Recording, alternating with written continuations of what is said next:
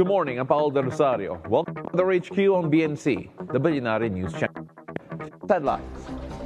The low-pressure area inside the Philippine Area of Responsibility was last located west of Coron, Palawan. Meantime, Pag-asa announces the southwest monsoon or habagat season is over. More in today's local weather. Hurricane Milton intensifies into Category 5 as it crossed the Gulf of Mexico. A social enterprise offers upcycling technologies to help manage plastic waste. And in celebration of the World Space Week this year, focusing on space and climate change, a university organizes an event that will expand students' understanding of geospatial technologies.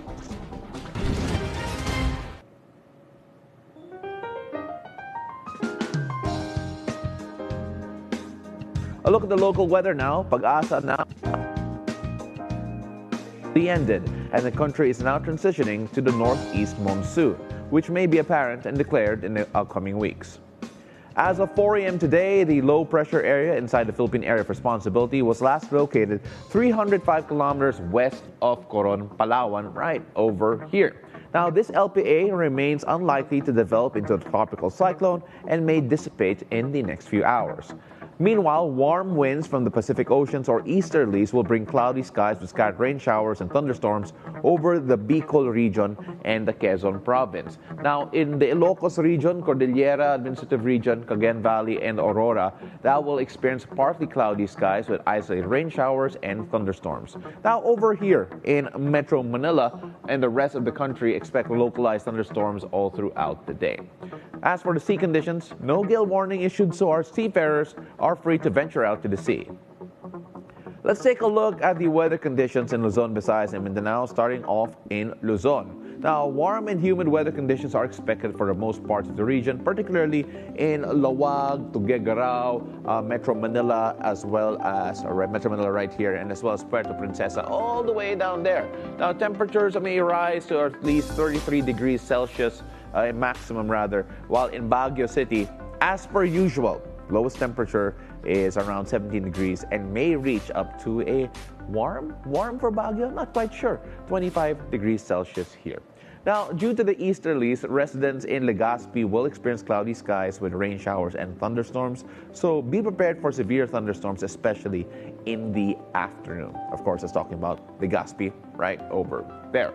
Let's go to the Visayas region, particularly Bacolod, Iloilo, Metro Cebu, and Tacloban. Now, generally, fair weather conditions are expected all over the region, and you can expect also sudden isolated rain showers, and in the afternoon in particular, so do watch out for that. Once again, 32 degrees Celsius, the high, all over the region, from Tacloban, Metro Cebu, Iloilo, and Bacolod, so do watch out for that, especially when you're taking a look at how hot it could be. Let's go down south to Mindanao. Same weather conditions are expected, particularly in Metro Davao, Cagayan de Oro, and Zamboanga. As you can see here, not much difference wherever you go. CDO, Metro Davao, and Zamboanga all experiencing the same weather, with Zamboanga and Metro Davao just slightly hotter compared to Cagayan de Oro right over here. Always stay updated on local weather forecasts and be prepared for potential changes in weather conditions. Now, let's see if the weather until the end of the work week will be favorable in different parts of the country. Here's the 3-day weather forecast from Pag-asa, looking first at Legazpi City. As you can say, marhay na aga Legazpi City. Generally fair weather conditions are expected in the next 3 days, with temperatures reaching up to 33 degrees Celsius. Perfect time to enjoy the famous sili ice cream. And why not? 33 degrees Celsius, as mentioned, all the way out from Wednesday to Friday. And the heat may be affecting you, and maybe add a bit of that cool ice cream with that sili taste. Now, let's go to a place where smiles are abound. Bacolod, the city of smiles.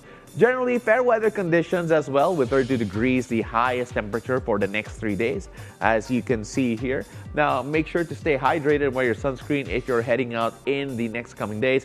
It's a great opportunity to enjoy the outdoor activities. So don't forget to take breaks in the shade. And of course, in Bacolod, gotta have that inasal.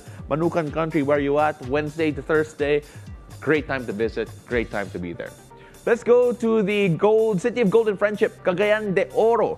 Here's the 3-day weather forecast. Same weather conditions are also expected to continue until Friday. Now, with the good weather in Cagayan de Oro, maybe it's just the best time to go out again. That's right, we're encouraging everyone to go out. You can still watch us online anyway. It's your choice if you want to do whitewater rafting, hiking, or simply explore the beautiful parks. Now, there's plenty to do, but make sure you stay cool because the temperatures could reach up to 32 degrees Celsius here on Wednesday and may actually rise on Thursday and Friday. So make sure that you do watch out for that. Stay hydrated, stay safe, and maybe you might need an umbrella to keep yourself in the shade. Now, when we return, let's talk about upcycling of plastic waste. Keep it here on BNC, the Billionaire News Channel.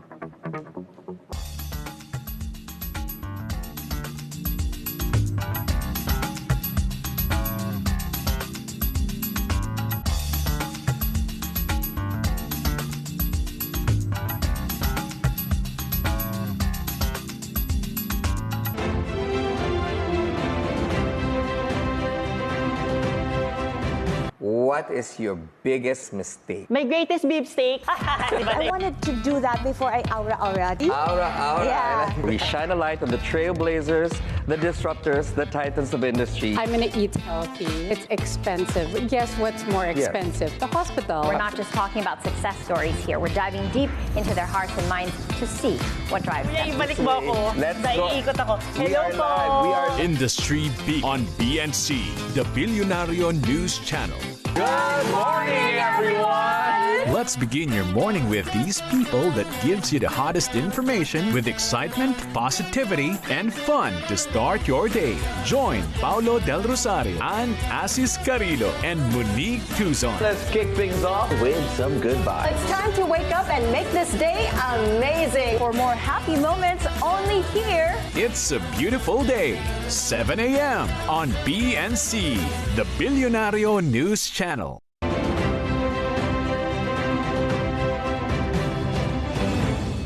Welcome back. You're still watching Weather HQ. I'm Paolo del Rosario. Plastic pollution remains to be a major concern in the country. Now, a social enterprise offers upcycling technologies to tackle hard-to-process plastics. Now, joining us in the studio is Operations Coordinator for Reform Plastic, Chino Borromeo. Good morning, Chino. Great having you here in the studio. Good morning, Paolo. Thanks for having me. It's a pleasure. Yeah. All right, so Reform Plastics, before we talk about, of course, the work that you do, can you tell us a bit more about the organization and, of course, why this is so important to the effort to really tackle the plastic problem in the country? Sure thing. So Reform Plastic is a social enterprise under the creative business lab Evergreen Labs, started in Vietnam in 2016. Yeah. So Reform Plastic was the first social enterprise that, for a year now, we've piloted several franchisees or facilities that upcycle plastic waste here in the Philippines. You know, when you take a look at the plastic problem in the Philippines, you look at most of the statistics for many, many years in the past. The Philippines is one of the top contributors of plastic waste in the world, not just in the region, but in the world. Can you give us an idea of what the scale is with regards to the problems of plastic waste in the Philippines?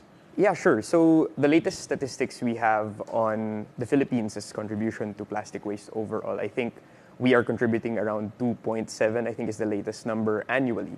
So I think this means that each individual annually produces 3.3 kilograms of plastic waste. That's a lot because it's plastic waste. No? So I think for most, that's like more than a sack of plastic waste every year. And that continues to grow. The trend is that as we're not able to accommodate a lot of these difficult plastics, the amount that we all produce each year and as a country, it keeps on growing. Asia Pacific deals with 600 million annually, and we're the top contributor of that. Despite all of the efforts that we've seen, I think there's still a lot to be done. Yeah, your Reform Plastics isn't into recycling. You're into upcycling. There's a difference with regards to that. Just what is upcycling and what does it do with regards to the hard plastics or the hard-to-process plastics? Right. So recycling is the reusing of the product again, right? So if we're able to use this bottle again as a bottle that is recycling. Upcycling for us was the main way we can resolve the hard-to-manage plastic. This is the sachets, plastic bags, flexible plastics overall.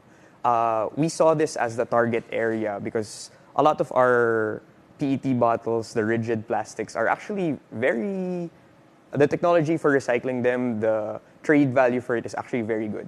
We know that junk shops take in a lot of these already. They're able to trade and bring it to the right places. But the sachets, the multi-layer packagings, these are the hard-to-manage plastic. And we saw that we could turn these back into usable, sometimes hardware products, sometimes construction materials. There's a way, and we found technologies that can really accommodate for such ideas. I think you brought something to actually show an example of that. Sure thing.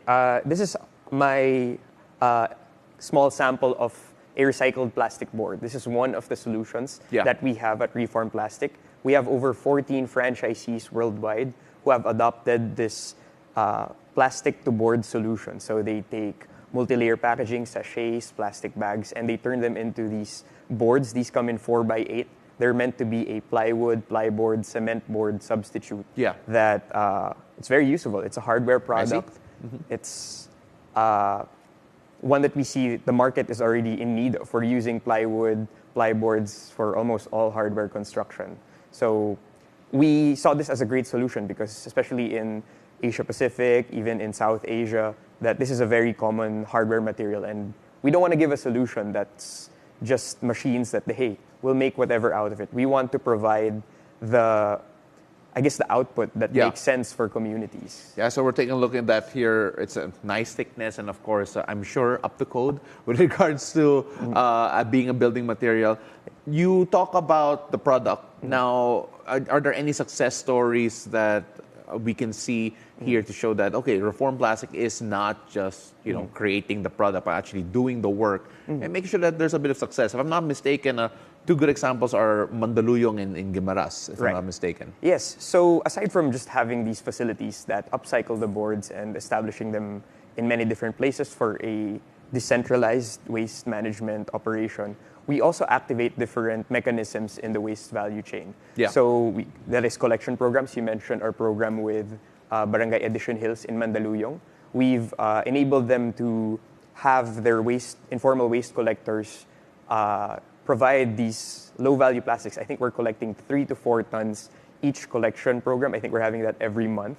So we're doing that for many other barangays all around. We're taking a lot of their non-value plastics. We're bringing them to the right facilities, such as our franchisee facility, and producing usable material. Through EPR as well, the Extended Producer Responsibility Law, wherein now private businesses who use plastic packaging are obligated to divert all of those waste, to contribute to waste programs like ours.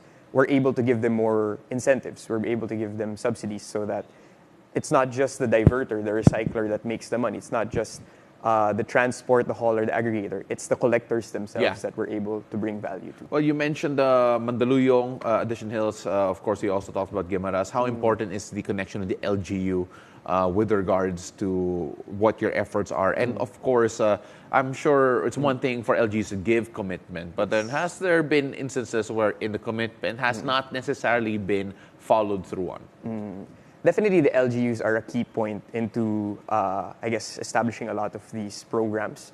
They are, I think, the main stakeholder, if not the community themselves. The LGU, we try to partner with a lot of different LGUs. Guimaras is an example, the whole province. We have an arrangement with them where we collect their plastics and send them to the right diverters. We have programs with barangays, municipalities, cities, so we're working at each level of scale. And yes, it is difficult, definitely, working with being a private business, a social enterprise, working with local government units. There's definitely challenges. We're trying to overcome those. We're overcoming those bit by bit, such as with our, recently we've been trying to get our own procurement licenses so that we can directly bid if that's something that will suit our needs, if that's something that we want to target for local governments, we want to provide them directly, or we do PPPs, public-private partnerships, wherein the financing can be eased. It's much more, the transactions go more fluidly. So there's many different solutions, I think, when working with different organizations. And we're very open. I think we try to see what each stakeholder needs, and we really listen. We really try to get down to that community level. We analyze the trash that they have on hand. and we make it make sense. The financing is definitely one of the more difficult parts in this space. It's often going to be a battle of, can we afford to make the solution work? And we do all of the financial modeling, we do all of the necessary conversations just to get people to both understand and really invest and cooperate with this whole idea of tackling these non-value plastics. Well, Gino, hopefully we can find a way to help you out with the financial stuff, because we're going to ask you now to reach out to people to find a way to support your efforts here, your advocacy. So could you let us know where we can find you, where we can follow you, and of course how they can reach out to you if they want to help and support? Sure thing. So you can reach out to us on our different platforms. We have a website, we have our social media for Reform Plastic and Evergreen Labs. I guess what I can plug here is we invite organizations, waste-interested organizations, local governments to come reach out to us. We want to be able to share our solutions with different stakeholders across the country. We want to be able to see where we can bring in technology to your operations already, because we're all dealing with waste. We're all dealing with this issue, and the numbers just keep growing. But with our affordable and very thoughtful solutions towards this problem, I think we can make a big difference all across the country. He is the operations coordinator of Reform Plastic, Chino Borromeo. Maraming salamat. Thank you very much for bringing this, for showing us all your efforts, and of course, best of luck, and hopefully we can talk to you again soon. Thank you so much. Glad to be here. Thank you. All right, so coming up next, World Space Week tackles climate change, focusing on geospatial technologies. The details after the break. Stay tuned.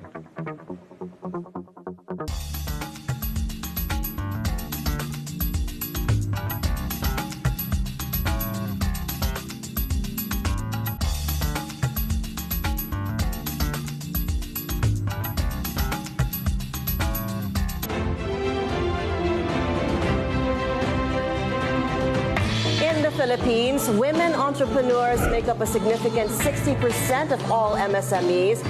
Innovations are transforming job markets and the financial future in OFWs.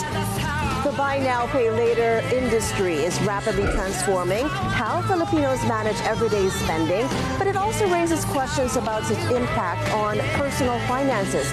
I'm Rain Musnian. Welcome to Follow the Money. Weekdays, 10:30 a.m. on BNC.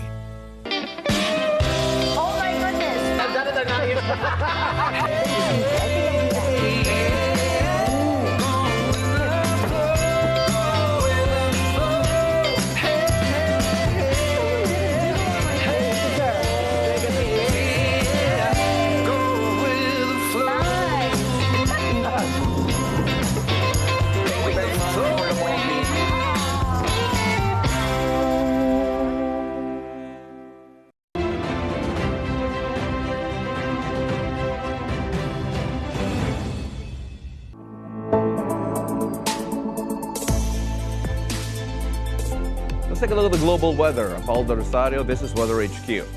Hurricane Milton is also forecast to graze Mexico's Yucatan Peninsula and has rapidly intensified into a Category 5 hurricane.